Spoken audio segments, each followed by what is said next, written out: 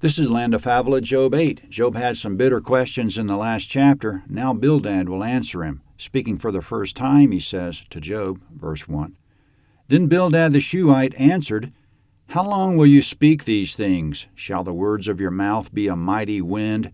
Does God pervert justice, or does the Almighty pervert righteousness? If your children have sinned against him, he's delivered them into the hand of their disobedience. If you want to seek God diligently, make your supplication to the Almighty.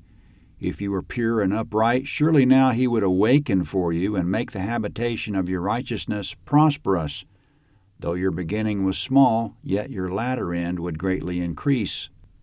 Comment in verses 1 to 7, it's obvious that Job rubbed Bildad the wrong way. In verse 2, he told Job that his words were a mighty wind, or we might say that Job was blowing a lot of hot air, in Bildad's opinion. In verse 3, that Job shouldn't question God's justice and righteousness. In verse 4, that Job's children must have done something to offend God, or God wouldn't have brought calamity on them. And in verses 5 to 7, that if Job had been pure and upright and had let his request be made known to God, by now God would have taken him from small to great rather than great to small. So Bildad, like Eliphaz, believes that Job must have offended God. Of course, the opposite was true, that Job pleased God. Bildad goes on speaking, verse 8, Please inquire of past generations, find out about the learning of their fathers. For we are but of yesterday and know nothing, because our days on the earth are a shadow. Shall they not teach you, tell you, and utter words out of their heart? Comment, he says, Job, you should go read a book, consult the wisdom our forefathers passed on to us. We were practically born yesterday and know nothing, but they figured it out. According to Bildad, the forebears would tell Job the following, verse 11. Can the papyrus grow up without mire? Can the rushes grow without water? While it's yet in its greenness, not cut down, it withers before any other reed. So are the paths of all who forget God. Comment, according to the forefathers as quoted by Bildad, a papyrus plant is green and healthy as long as it's in wet soil, but the instant its roots get dry, it withers. So it is with man. He flourishes when he remembers God, but the minute he forgets God, he withers. Still quoting the forebears, middle of verse 13. The hope of the godless man shall perish, whose confidence shall break apart, whose trust is a spider's web. He shall lean on his house, but it shall not stand. He shall cling to it, but it shall not endure.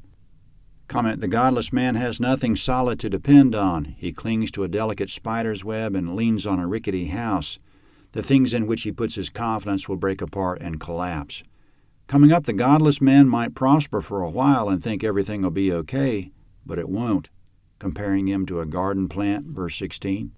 He is green before the sun. His shoots go out along his garden. His roots are wrapped around the rock pile.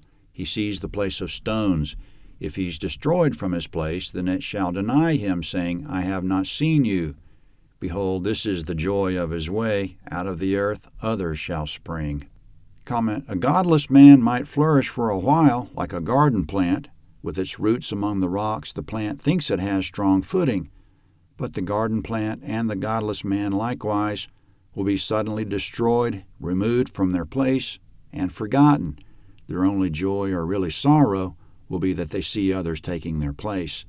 Bildad goes on quoting the wisdom of the forefathers, verse 20.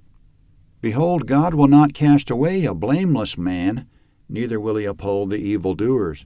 He will still fill your mouth with laughter, your lips with shouting. Those who hate you shall be clothed with shame. The tent of the wicked shall be no more. Comment, according to the forefathers, as quoted by Bildad, the righteous man will be blessed, and the evildoer shamed and destroyed. That's the end of the chapter and of Bildad's first monologue. He says Job should repent, and God will bless him. Job 9 is next.